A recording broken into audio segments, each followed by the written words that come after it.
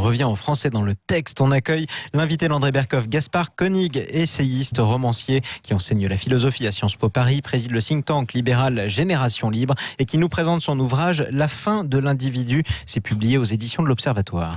Alors Gaspard Koenig, je suis très d'ailleurs chaque fois qu'il sort un livre, je suis très heureux de le recevoir parce que Gaspard Koenig, je vais vous dire, à part qu'il soit professeur de philosophie, essayiste, écrivain, c'est pas un globe-trotter, c'est un jet, pas un jet-setter, c'est un mind-setter. C'est-à-dire lui, il fait le tour du monde des cerveaux, des intelligences, des innovations, et il vient nous raconter ça, et c'est passionnant. Et son dernier livre, vraiment, je l'ai lu non seulement avec plaisir, ça prend la fin de l'individu. Ça s'appelle Le voyage d'un philosophe au pays de l'intelligence artificielle. Alors Gaspard Koenig, vous avez rencontré 125 scientifiques, chercheurs de tout pays, vous êtes allés un peu partout. Et effectivement, quand on sort de là, on se dit, mais alors, donc allez, on se retire de tout. On va mettre des robots à la radio, on va mettre des robots à la télé, on va mettre des... Est-ce que, et justement, c'est au cœur, parce que vous êtes un philosophe, et c'est au cœur de votre interrogation, mais vous, ce qui est intéressant, vous ne vous contentez pas de spéculer, vous allez interroger les gens sur le terrain, et au fond, après cette espèce d'odyssée, vous êtes optimiste ou pessimiste sur le devenir de la liberté et du libre arbitre ? En fait, je pense que les raisons pour lesquelles on s'inquiète de l'intelligence artificielle ne sont pas les bonnes raisons. Et je pense que jamais, je vous rassure d'ailleurs, je pense qu'une intelligence artificielle ne prendra jamais votre job, à moins qu'il y ait 1 million d'André Berkoff, et qu'à force de voir des André Berkoff, elle arrive à imiter... En clone. Non pas votre processus de pensée, mais les résultats de votre pensée. Et par ailleurs, l'intelligence artificielle est dépourvue de sens commun. Donc elle est incapable, elle peut prédire des choses de manière très juste, mais elle peut faire aussi des erreurs énormes. Google Maps peut vous envoyer marcher sur une autoroute que jamais un esprit humain ne ferait. Et il y a des raisons structurelles pour cela.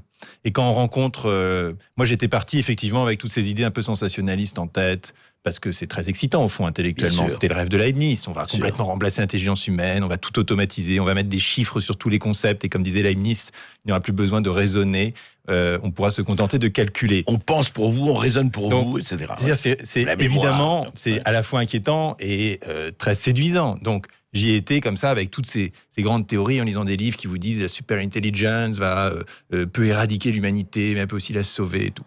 Et honnêtement, quand j'ai vu les informaticiens qui travaillent dans le domaine, c'est pas du tout leur sujet actuel. Ils sont à des années-lumière de ça. Ils sont encore en train d'essayer de faire repérer des chats à l'intelligence artificielle. C'est pour ça d'ailleurs quand vous êtes sur Internet, qu'on vérifie que vous êtes un humain et que vous devez cocher, vous savez, c'est toujours assez infantilisant. Ouais.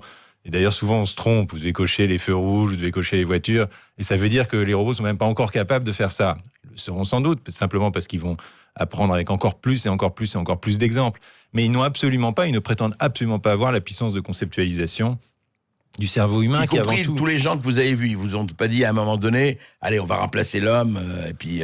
si vous voulez, il y a de ces théories, il y a d'ailleurs... Parce qu'elles existent, ces théories-là. Oui. Et il y a des instituts très sérieux qui ont été fondés à Oxford, à Cambridge, qui portent des noms d'ailleurs assez angoissants, Institut pour le futur de l'humanité, Institut pour l'analyse du risque existentiel. Ouais. Mais souvent, les gens qui pensent ça sont pas tellement des informaticiens, mais plutôt des physiciens. Il y a des gens qui aiment bien les trous noirs, qui aiment bien imaginer qu'est-ce qu'on va faire quand le soleil va exploser dans 6 milliards d'années, et qui du coup tirent un fil extrêmement théorique sur une possibilité extrêmement lointaine d'intelligence artificielle. Mais quand vous allez parler au patron du département intelligence artificielle d'Oxford, il vous dit tout ça c'est complètement fumeux, c'est absolument pas dans mes préoccupations quotidiennes, c'est absolument pas ce que je discute avec les autres chercheurs. Et par ailleurs, en explorant un peu le sujet, je pense qu'il y a des raisons aussi fondamentale pour dire que ça n'arrivera pas, parce que l'intelligence c'est un phénomène biologique et l'intelligence artificielle précisément elle est artificielle, et comme je disais au début, elle ne réplique pas un processus mais des résultats, et un enfant de 3 ans peut reconnaître un chat au bout de 4 ou 5 occurrences. Une intelligence artificielle, il faut des millions d'exemples labellisés par des êtres humains. Donc c'est pas quelque chose qui existe, qui est dans les nuages et qui a du pouvoir en soi, c'est quelque chose qui est nourri par l'intelligence humaine en fait. Gaspard Koenig, on va continuer à parler de tout cela, parce que c'est absolument fascinant et de votre recherche. Et cette recherche est à lire dans le livre de Gaspard Koenig, La fin de l'individu. C'est publié aux éditions de l'Observatoire. À tout de suite sur Sud Radio. André Berkoff dans tous ses états avec son invité Gaspard Koenig, essayiste, romancier qui enseigne la philosophie à Sciences Po Paris, préside le think tank libéral Génération Libre et nous présente son ouvrage La fin de l'individu. C'est publié aux éditions de l'Observatoire.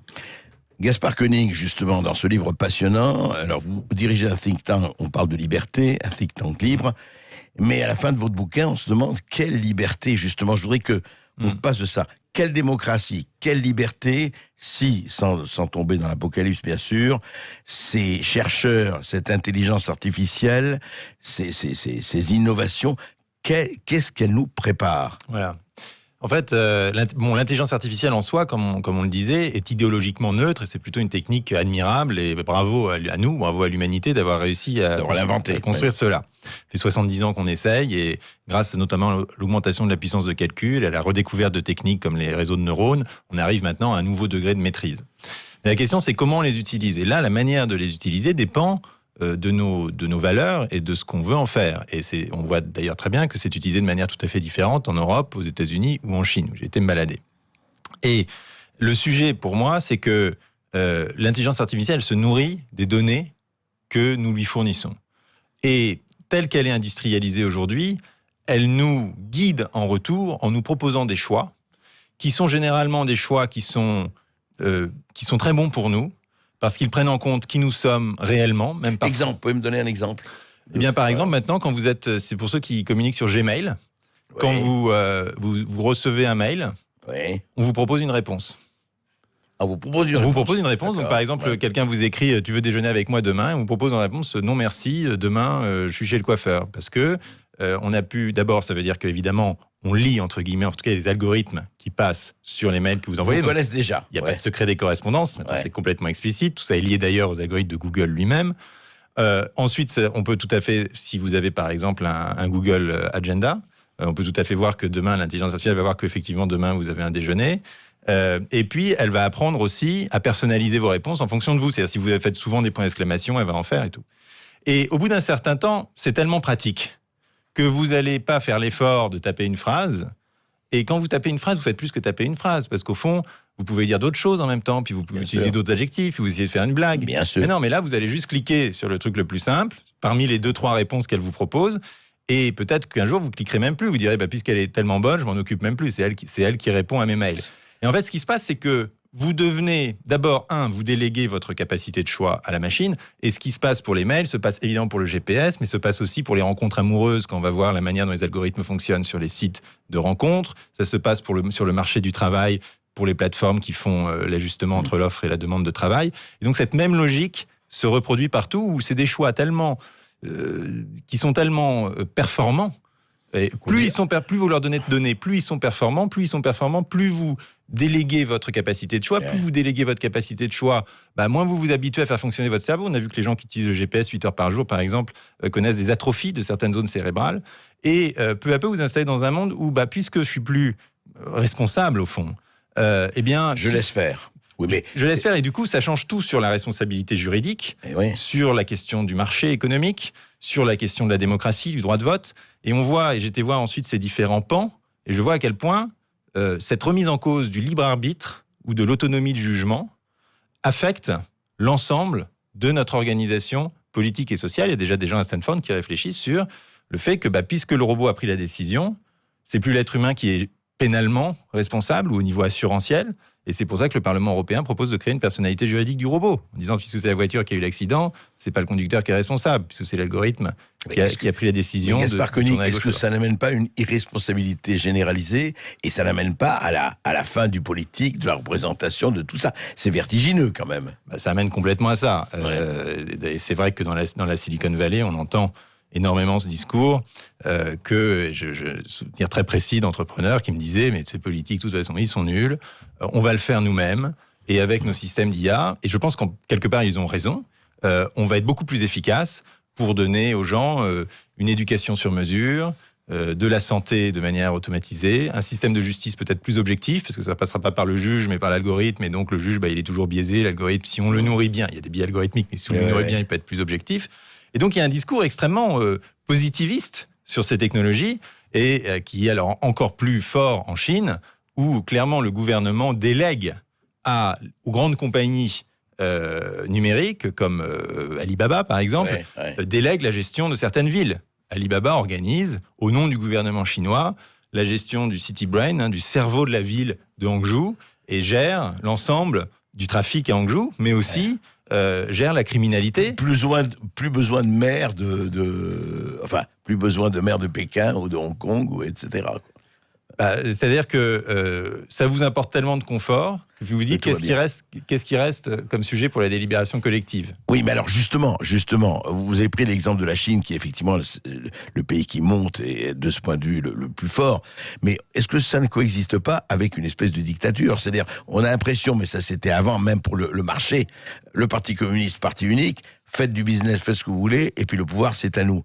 Est-ce que cette intelligence artificielle ne va pas être, au fond, in fine, quelque part, au service d'un pouvoir qui va être... en Chine, elle est très clairement au service d'un pouvoir. Aux États-Unis, c'est tout à fait différent. C'est pas le cas, parce que c'est quand même extrêmement décentralisé. C'est sûr. Plein d'entreprises qui sont en compétition. Mais ce qui est intéressant, c'est qu'elle est au service d'une communauté. Et c'est pour ça que c'est si important, la community. Vous savez, les posts de Mark Zuckerberg, le patron de Facebook, qui parle de sa communauté de 2,4 milliards d'utilisateurs. Parce que quand une intelligence artificielle vous propose un choix, elle vous propose le choix le meilleur pour vous, mais aussi le meilleur pour le reste du groupe. Pour prendre un exemple très concret, si Google Maps vous donnait le meilleur itinéraire pour vous à l'instant T, qui vous permet d'aller plus vite, eh bien, peut-être que vous allez créer du trafic, des embouteillages, et donc elle va préférer faire prendre une voie légèrement plus longue pour vous, pour que le reste du groupe puisse fonctionner plus harmonieusement. Et c'est pour Parce ça qu'elle tient compte du reste du groupe. Bien sûr. Si on y va tous de la même façon, embouteillage, donc bien sûr. On dérive. Et c'est exactement la même chose sur les sites de rencontres. On vous donne pas forcément on vous propose pas la personne qui correspond à vos préférences explicites, parce que sinon, honnêtement, il serait très vite engorgé aussi, pour les mêmes raisons, parce que tout le monde taperait sur les mêmes profils. Et donc, on essaye de comprendre ce que, en vrai, derrière votre désir conscient, ce que vous voulez vraiment, et puis on essaye de vous donner une solution qui permette un peu à tout le monde d'être content. C'est pour ça que j'ai rencontré un prof à Stanford qui me disait qu'il était très fier de pouvoir battre Google Maps, parce que sur une zone qu'il connaît très bien, il va prendre un itinéraire. Mais du coup, il va être considéré par la community comme quelqu'un d'égoïste. Parce que si je prends le meilleur itinéraire pour moi, ou si mais c'est la victoire de l'intelligence humaine, quand même, sur Google Maps, là. Enfin, de son instinct. Non, parce que Google Maps, c'est très bien. Ouais. Google Maps, c'est très bien, le meilleur. Oui. Et en fait, mais c'est pas elle victoire. ne lui donne pas. Oui, c'est pas la victoire de l'intelligence, c'est la victoire, ou plutôt le combat, de l'individu, y compris dans son égoïsme, sur le pouvoir du collectif. Et donc, au fond, ce qui m'inquiète, c'est pas tellement la dictature, parce que ça, c'est des questions de système politique. Effectivement, en Chine, c'est géré par le pouvoir central, in fine. C'est clair. Voilà. Qui le garde, oui. Mais il y a d'autres manières de le faire, et aux États-Unis, c'est pas du tout le cas. Ce qui m'inquiète, c'est que nous mettons nous-mêmes dans une forme de servitude volontaire en produisant de la donnée et en acceptant ces recommandations, qui fait que nous devons nous conformer à une certaine norme.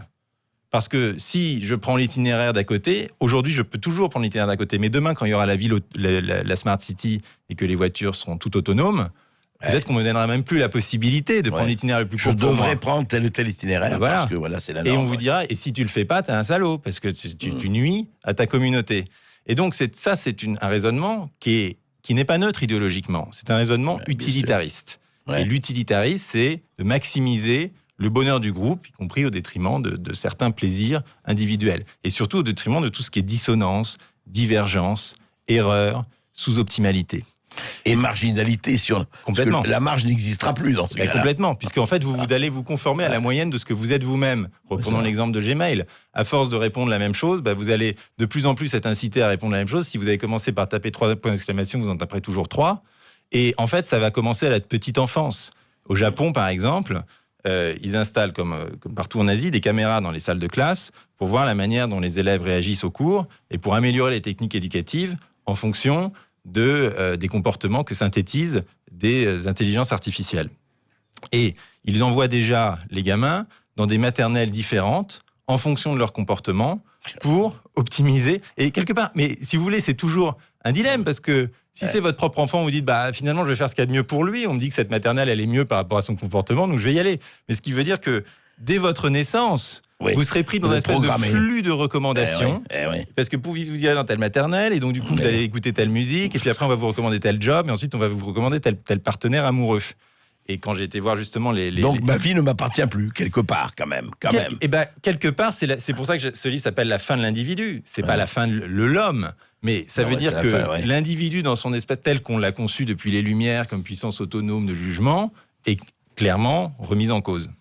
Eh bien, l'amoureux de la liberté que vous êtes et que je suis, et on est des millions, eh bien, on se pose des questions. En tout cas, lisez le livre La fin de l'individu, le livre de Gaspard Koenig. Il est passionnant et il faut vraiment le lire. Et ce livre, La fin de l'individu, signé Gaspard Koenig, est publié aux éditions de l'Observatoire. Gaspard Koenig, essayiste, romancier et professeur de philosophie aussi à Sciences Po Paris. On peut le repréciser. Merci à vous, Gaspard Koenig, d'être intervenu sur Sud Radio. Merci à vous, André Berkoff. Reposez-vous 2 jours sans être dans tous vos états. Ça vous fera du bien, d'ailleurs. Retour prévu, atterrissage prévu lundi à midi en direct sur Sud Radio, de midi à 13h15 comme chaque lundi. Chers amis, la journée continue sur Sud Radio dans quelques instants. Place à Jacques Pessis pour les clés d'une vie. Évidemment, les clés de la vie de Jacques Chirac, émission spéciale de Jacques Pessis en hommage à l'ancien président de la République, qui revient sur la vie de Jacques Chirac en compagnie de l'une de ses biographes, l'auteur Catherine Clément. Bonne journée à vous sur Sud Radio.